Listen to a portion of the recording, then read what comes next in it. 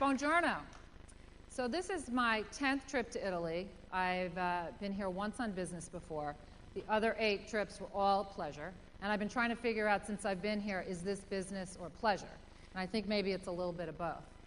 So about 3 or 4 months ago, I got a call from Matt Siler. And so for those of you that don't know Matt, Matt runs Ph.D. in North America. And he called me to see if I would be interested in speaking today. And I actually was a bit reluctant.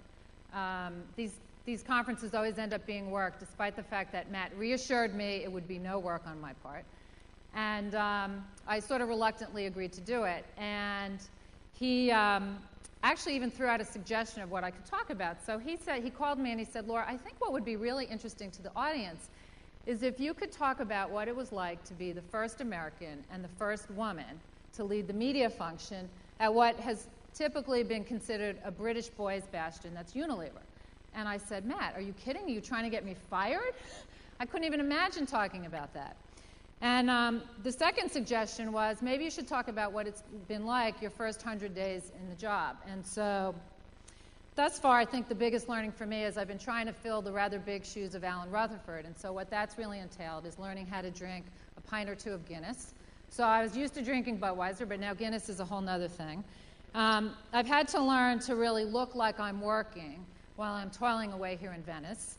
And I've also had to learn an entirely new language, which for me was a big surprise. Spending all this time in London, I figured, I know American English. There shouldn't be any issues there. So when I'm really asked to describe my first 100 days, I said that I really have spent most of my time trying to decipher words like fag and chav. So I think I've got those down. The other big learning curve for me was really making the transition from American football to European football. And I'm a huge American football fan. And so in my attempt to really get up on this sport rather quickly, I came across a historical match, which I think probably a bunch of you in this room were familiar with, which took place in 2005, took place in Istanbul. And it was basically the Milan team against the Liverpool underdogs. So for those that you remember this match, at halftime, Liverpool was down 3-0, seemingly with absolutely no way to come back. And then, against all odds, and with a major transformation in their strategy, they came back to win the match. And that same game-changing approach has really led to some of our recent success, most notably the success that we've had in the U.S. So just about 3 weeks ago, and Charlie mentioned it, our U.S. business was named Digital Marketer of the Year. And that was ahead of renowned companies such as Google, Apple, and even ESPN. So just how does the maker of mayonnaise, margarine, soap, and detergent, known for sticking with a really pretty traditional media strategy, totally transform its strategy? Well, what I plan to do in the next 10 to 15 minutes is to take you through that, share a little bit of the story. So historically, television has dominated our spend by a wide margin, and media choices really rarely enter the equation in terms of driving creative considerations. And that's now all changing. So let me take you through the why and the how. So let's start with the why. I don't need to belabor the dramatic shifts which are occurring in the media landscape, certainly to this audience. The proliferation of choice resulting in diminishing audiences everywhere, the clutter, the advances in technology, and corresponding impacts on all things digital and entertainment. Specifically, the rise of DVRs and corresponding commercial avoidance, the demise of many print media along with the music industry as we once knew it, the migration of traditional TV to the web, the emergence of new business models, downloading of books and music, and rock bands like Radiohead, bypassing intermediaries going direct to consumers. The advances in laser-like targeting and addressable media, which are now allowing advertisers to really customize their message in a much more relevant way. The portability of all content, and the speed with which news and information is exchanged, whether through YouTube, Facebook, or in the blogosphere, where views are shared and opinions influenced at record speed like never before in our history. So given all of that, how could we, as one of the largest global advertisers, think it's business as usual?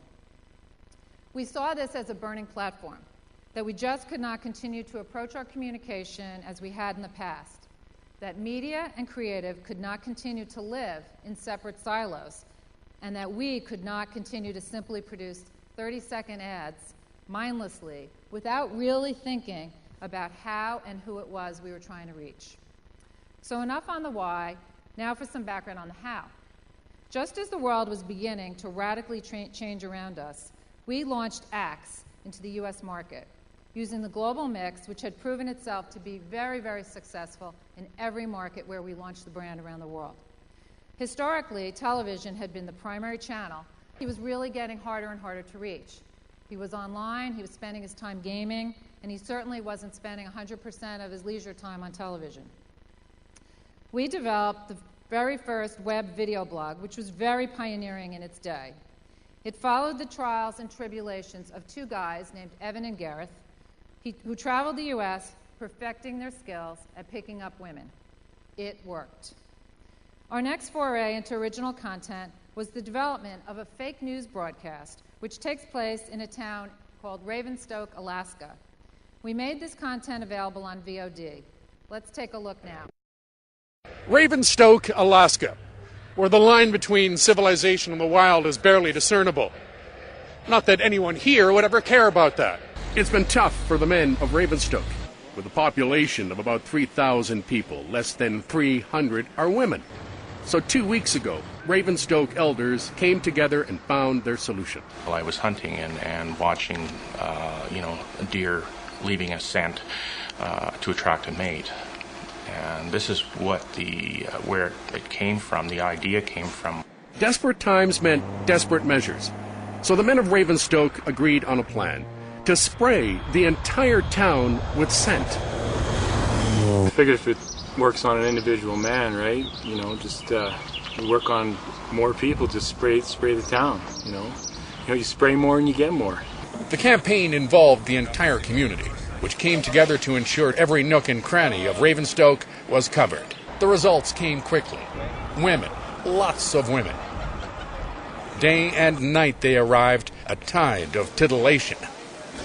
It's been really good for the community. It's been good because the economy has really increased, the restaurants are doing better, the bars are doing better. It's a great sacrifice for you to put up the girls? No, not really. We're in the wilderness. These women need someplace to stay, and they seem to like it here. Not everyone is happy about the town's new inhabitants. Well, they're asking for things I've never sold here before. Just, special napkins, scented candles, baby oil. What would you tell these girls? I tell them to all go home. It's going to get winter up here anyway, and they've got not near enough clothes on. But it looks like they're here to stay. Something works, you go with it. You don't just stop doing that, right? That'd be stupid, right? Has this been good for the people of Ravenstoke? Yeah. The effect was so strong that even four-legged females find it irresistible. And while the men here begin their mating dance, the animals are doing their own special tango. So things are changing in Ravenstoke. The instinct to mate is powerful in both man and beast. Something they're learning here, whether they're ready or not. Chuck Peterson, NNC News, in one small town where spring has definitely sprung.